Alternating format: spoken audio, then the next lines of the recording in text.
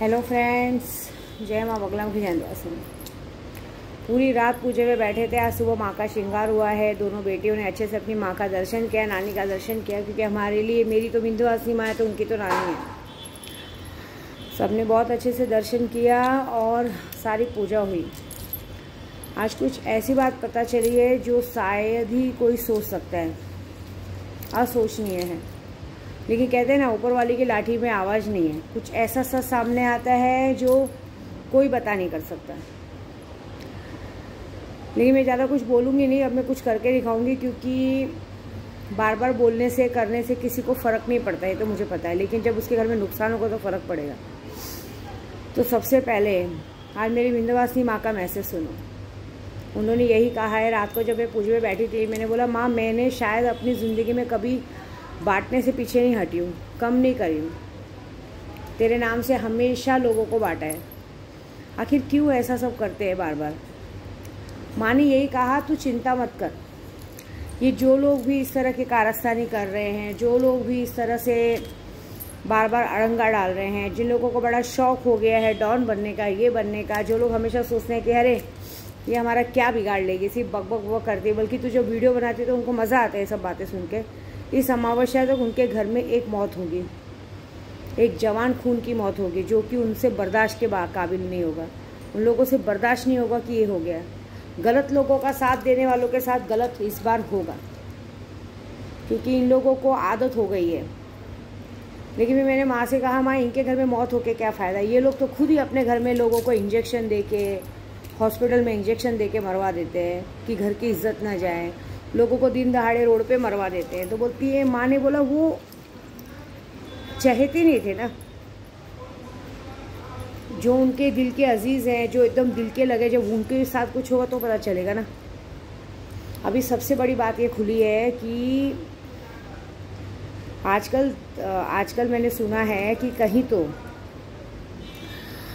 कहीं तो किसी बिल्डिंग में आजकल, कल रात को किसी बिल्डिंग में, जैसे जिस तरह से जिन लोगों का मुझे फ़ोन आता है, उन लोगों के बिल्डिंग में कल वो आदमी गया था जो इस आदमी ने अभी मेरे प्रदू पे आरिफ के साथ मिलके हाथ उठाया था।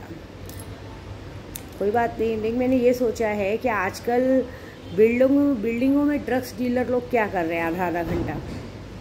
लेकिन फिर मैंने एक गुत्थी जोड़ी कि फिर ये गुत्थी फिर कहीं ना कहीं जाके पिछले 4 साल पहले वाले में जोड़ रहे। मैं पहले भी बोलती, पागलों, पहले मेरे को नशा दिया जाता था, अब मैं नशा नहीं लेती हूँ। अब जीती जागती विद्या देवी है।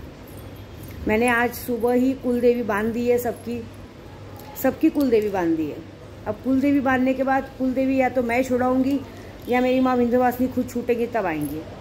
और जब मैं सुबह ऊपर गुंबद पे, भैया मेरे जब नीचे श्रृंगार करवा रहे थे, तो मैं ऊपर गुंबद पे जाके माँ के फेरे लेते लेते, इस बार मैंने माँ के गुंबद के पास ही ताला बांध के आई हूँ। माँ ने बोला है अब वो काम करेंगे, इसलिए उन्होंने ये मैसेज दिया है कि ये अमावस्या तक, आज कितनी तारीख हो गई, 19 तारीख को, 9 दिनों के अंदर जिसने भी इस तरह से गलत काम किया और गलत कामों में साथ दिया है, उनके घर में उनका सबसे अजीज़ एक घर में ऐसी मौत होगी जिस मौत को वो लोग बर्दाश्त नहीं कर पाएंगे। मतलब एक बहुत जोर का झटका लगेगा, जिसको मतलब जिस सदमे से उभरने में उन लोगों को सालों लग जाएंगे। उन लोगों को बड़ा शौक है ना लोगों को मार के ऐसा सहानुभूति लेने का, लोगों का इस बार होगा इनके साथ। एक बार पता है ना, काड़ूबाई में माने कहा था हफ्ते भर के अंदर तो हुआ था। इस बार मेरी माँ विंध्यवासिनी ने कहा है। और मैंने ये सोचा है कि ये कहीं ना कहीं गुत्थी जुड़ रही है। मतलब कहीं ना कहीं, अगर अब सच बोलूँ तो अब मैंने पता लगाया है, क्योंकि मैंने पहले ही कहा है मैंने आदमी छोड़ के रखे हैं। अगर हिम्मत है तो घर के बाहर निकलो। लेकिन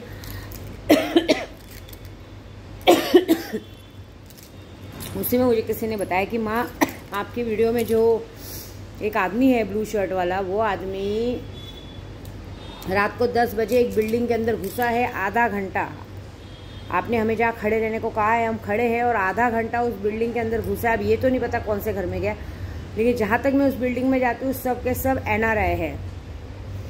NRI लोग तो ड्रग्स डीलर को बुलाएंगे नहीं, क्योंकि ये ड्रग्स बेचते भी हैं, गलत काम भी करते हैं, गुंडागर्दी भी करते हैं, ब्याज पे पैसे भी घुमाते हैं। किस मकसद से गए थे पता नहीं, लेकिन ये गुत्थी अब कहीं ना कहीं जुड़ रही है। और गलती से अगर ये गुत्थी जुड़ते जुड़ते जो मुझे शंका है वो सामने आया, उसके बाद तो जो होगा वो तो बहुत बड़ा तांडव होगा। क्योंकि इस बार अगर मुझे जब पता चला कि सारी चीज़ एक दूसरे से मिलती है, बहुत ख़तरनाक होने वाला है। मैं बताऊंगी नहीं मैं क्या करूंगी, लेकिन बहुत ख़तरनाक होगा, क्योंकि जहाँ बात अगर मेरे बच्चों तक, परिवार तक आएगा तो फिर मैं तो नहीं छोड़ूंगी। फिर तो मैं वहाँ रास्ते में नंगा कर कर के मार मार के पूछूंगी कि क्यों, क्योंकि अब क्या है ना, सर से पानी ऊपर चला गया। लेकिन कोई बात नहीं, माता रानी ने कहा है तो वेट करते हैं। अभी तो सुल्तान जिन मेरा हाल वही है। अभी मैं कल निज़ामुद्दीन औलिया के पास जाने वाली हूँ। आपको पता है विंध्याचल में भी मैं आती हूँ ना, विंध्याचल ही नहीं, कोई भी मंदिर में मैं जाती हूँ ना, मैं सबका बहुत अच्छे से ध्यान रखती हूँ। आज तक कोई ऐसा नहीं मुझसे जो नाराज़ हुआ। मेरे साथ बहुत बड़े बड़े लोग मेरे साथ यात्रा पे जाते हैं, बहुत छोटे छोटे लोग यात्रा पे जाते हैं, लेकिन इतना होने के बाद भी मैंने कभी देखा नहीं किसी का दिल माता रानी में 50, 100, 1000, 500 रुपये डालने का मन करे या कुछ करा दे। लेकिन मैंने एक बात ज़रूर देखी है कि मैं विंध्याचल में, मेरे 5000 भाई हैं, लेकिन मेरे 5000 भाई कभी मेरे आगे नहीं जाते और ना मेरी बराबरी में किसी को खड़ा करते। लेकिन कुछ बेईमान लोग हैं, गद्दार लोग हैं, जो नई नई लोगों की शक्लें देखकर उनका नंबर ले लेना, उनकी आओ भगत करना। मैं क्या बोलती हूँ, विद्या देवी आती है तो नहीं कुछ तो 2000, 3000, 5000 टिप दे के जाती है, लेकिन जो जिसको तुम लोग जिसका नंबर लेते हो, जिसके लिए अपना ईमान धर्म बेचते हो, वो लोग तुमको 100 रुपये भी दे के गए क्या? तुम लोग किस लालच में रहते हो? कह रहे हो लोग मुंबई में रहते हैं, हम मुंबई में जाएंगे, हमको बुलाएंगे। अभी इसके पहले मेरे साथ बहुत बड़ी बड़ी हस्तियाँ आई थी, तो उन लोग अपना नंबर दे देते हैं, उन लोग यहाँ सिर्फ सेवा कराते हैं। देखो मैं लेके आती हूँ तो वो आते हैं, नहीं तो आज की तारीख में चाहे मुझसे भाई कोई बड़ा जुड़ा हो, चाहे छोटा जुड़ा हो, चाहे कोई बड़ा जुड़ा हो, उन लोगों की इतनी आयपत नहीं कि वो लोग खुद के खर्चे पे यहाँ तक आ सके, विंध्याचल जैसी जगह पे आ सके, रूम ले सके और खर्चा कर सके। ऐसे हर जगह की बात कर रही हूँ जहाँ पे भी यात्रा जाए, लेकिन उसमें इंसान की ईमानदारी कहाँ नज़र आती मालूम है? कि ऐसा करना नहीं चाहिए। लेकिन सामने वाला आदमी उस साइड झुक जाता है, दोनों साइड झुकता है, सोचता है कि ऐसा करें कि मैं कुछ नहीं, मेरी नज़र से गिर जाते हुए।